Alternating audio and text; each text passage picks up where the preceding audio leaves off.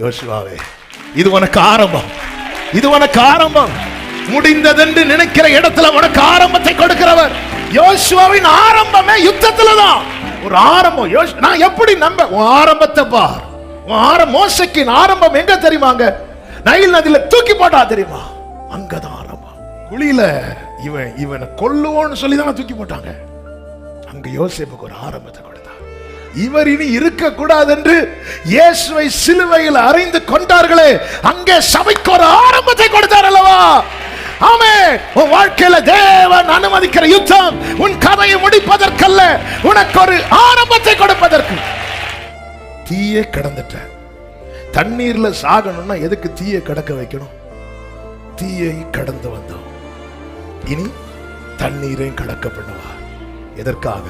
செழிப்பான இடத்துல. அதுதான் தேவன் எனக்கு குறித்த எல்லை.